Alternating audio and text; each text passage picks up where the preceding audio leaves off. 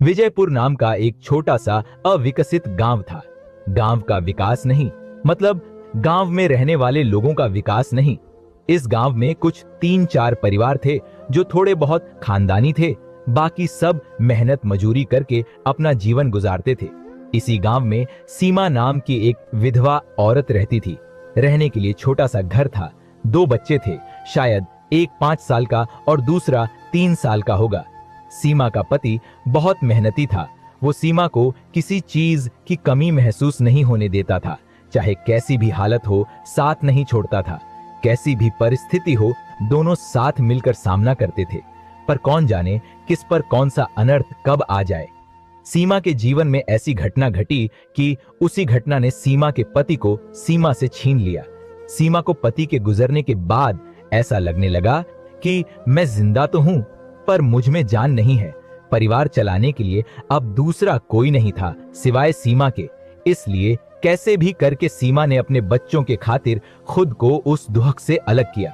कुछ दिन बाद घर में जो था वो समाप्त हो गया। अब खुद क्या खाए और अपने छोटे बच्चों को क्या खिलाएं, ये समस्या उसके सामने खड़ी हो गई।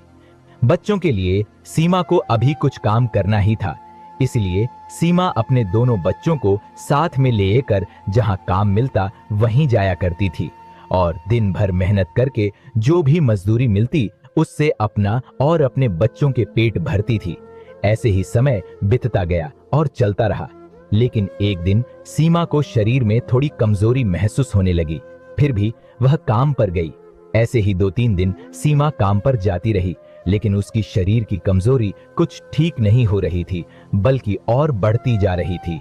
ऐसे में काम पर जाना सीमा के लिए कठिन हो गया। सीमा बहुत चिंतित रहने लगी। अगर काम पर नहीं गई तो मेरे बच्चे भूखे मर जाएंगे।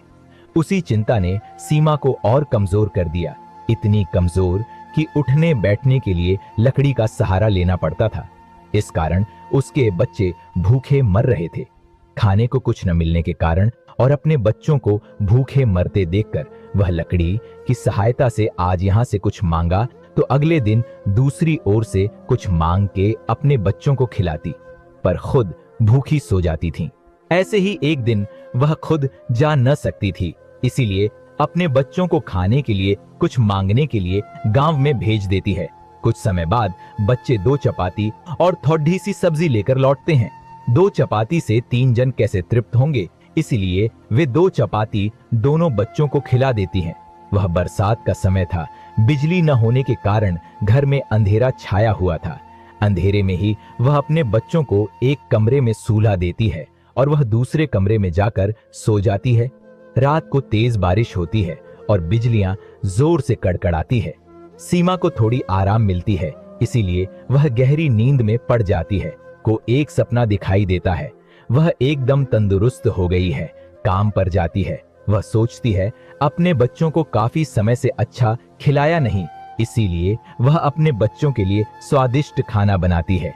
बाद में अपने बच्चे और वह साथ में बैठकर खाना खाकर सो जाते हैं।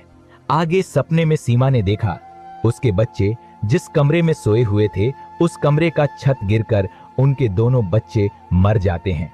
सपने में से सीमा एकदम उठकर खड़ी हो जाती है, जान में जान आ जाती है और अंधेरे में ही अपने बच्चों के कमरे की ओर चल पड़ती है। कमरे में जाकर अपने बच्चों को देखकर सीमा चैन की सांस लेती है। उसी समय सीमा को शरीर में ज्यादा कमजोरी महसूस होती है, जिससे वह नीचे गिर जाती है और फिर वहां से उठ ही नहीं पाती है। चैन की सांस सीमा की सांस ले लेती है। दोस्तों, यही होती है मां की ममता, जो मरते दम तक अपने बच्चों के खातिर जीने का जुनून रखती है। दोस्तों, यह छोटी सी कहानी आपको कैसी लगी?